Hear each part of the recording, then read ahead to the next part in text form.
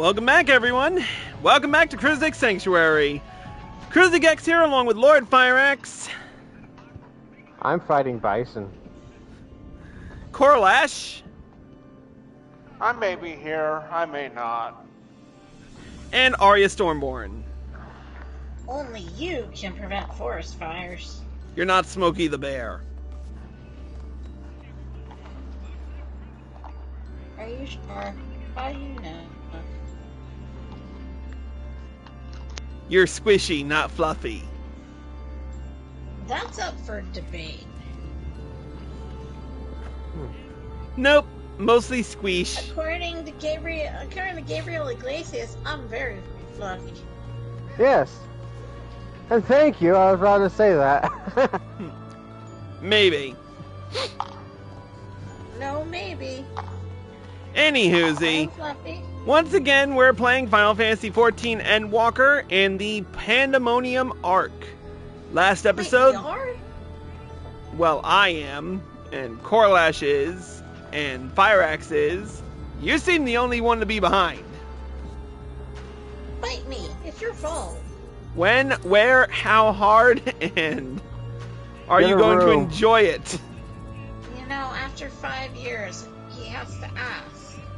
I asked to bust agates.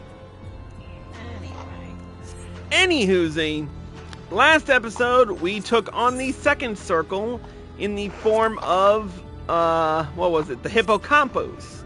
We're making our way through slowly, the but second circle, not the fifth circle of oblivion. Shut up. Damn it! Now I forgot what I was saying. Thanks, Arya. Mission accomplished. Fuck you all. I'll pass, thanks. We're making our way slowly but surely through Asphodelos. And, you know what? Let's just get right down to it with the next quest in the arc, the Fires of Creation.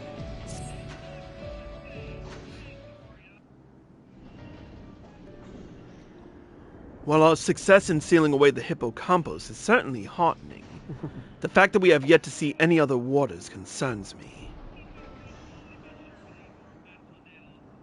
The key ward of Asphodelos is nothing if not cautious.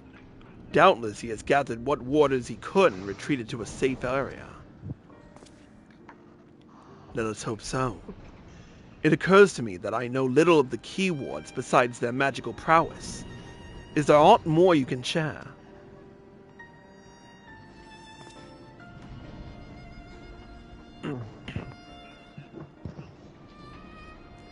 Of course. A man named Hesperos is in charge of Asphodelos. Not only does he have a thorough knowledge of the creatures here, but he takes great pains to be a mentor to each of the warders under his charge. He has done much to ensure that I flourished here, in spite of my ineptitude at magic. And I have always known him to be the sort of man who faces difficult decisions with unwavering composure. Furthermore, key wards are not only masters of interment, they can also bend the hallways of Pandemonium to their will with creation magics. With all this in mind, I am certain that so long as Hesperos guides them, the other warders will be safe.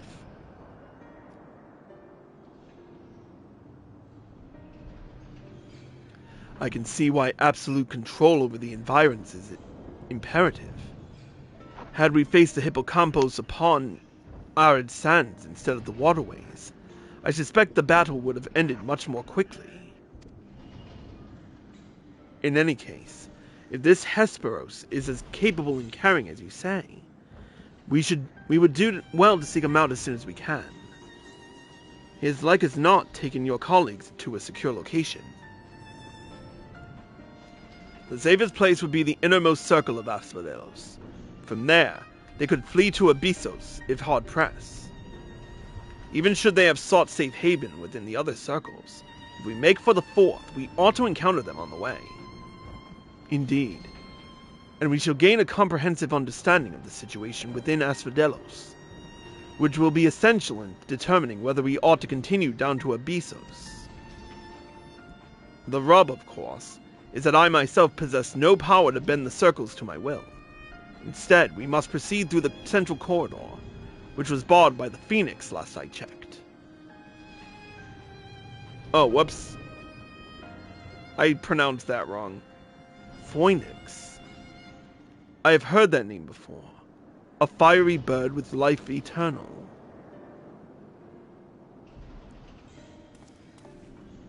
Beyond unquenchable brilliance, the perfected concept boasts nigh boundless restorative powers, if I recall.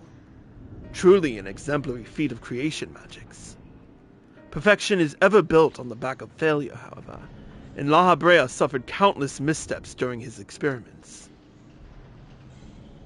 Such as, and he was hardly the only one, this Phoenix will be but one of many attempts at the concept gone awry. Aye, far from evoking wonder, a Phoenix is a creature of fury and warmth and wrath, and seeks only to turn the world to ash. Thus was it confined within Pandemonium. Development of the concept continued elsewhere, but as the moons turned, more and more researchers abandoned the project as an impossibility, save for La Habrea and his words. When I received word that at long last La Habrea had succeeded where so many others had failed, I was nearly overcome. Pray tell, how did the waters of Pandemonium celebrate their master's accomplishment?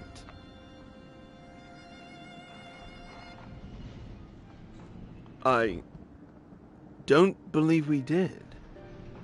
The research of the words of La Habrea has little consequence to our work here, save for those rare times it charges us with a new specimen. Truth be told, I don't remember anyone making note of the occasion.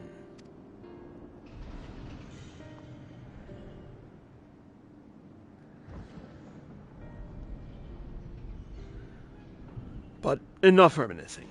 We must make ready to confront the Phoenix. While it's possible that it flew off to some other wing of Pandemonium, we would make that assumption at our own peril. Better to assume that we'll need to bring Asphodelos' most unruly subject to heel. I certainly see no reason to delay. The Phoenix's power over flame will avail it far less in a barren corridor than elsewhere, so it may well serve us to subdue it sooner rather than later. Alright.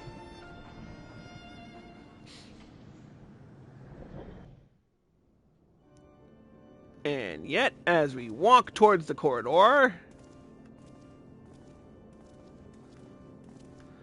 what is it with Ascians in these creepy-ass areas? They care about aesthetic. Don't blame them.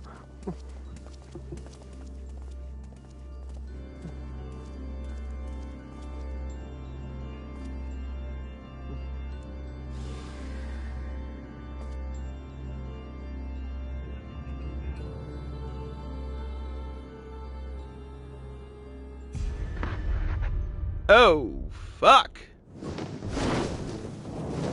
What?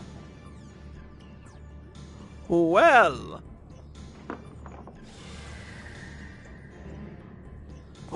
What?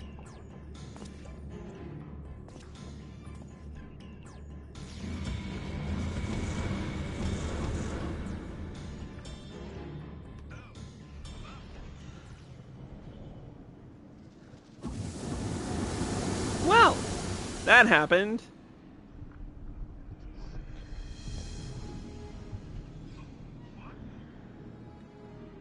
It seems whoever is behind this can alter the space around us at will.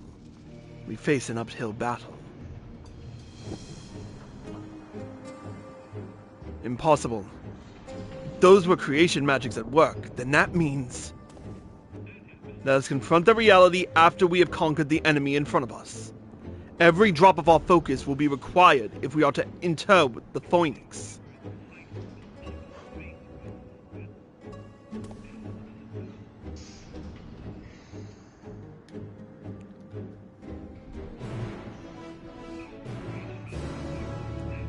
So yeah, if you're watching on Twitch, stay tuned. third circle is now accessible, and for those of you watching on YouTube, click here to watch it.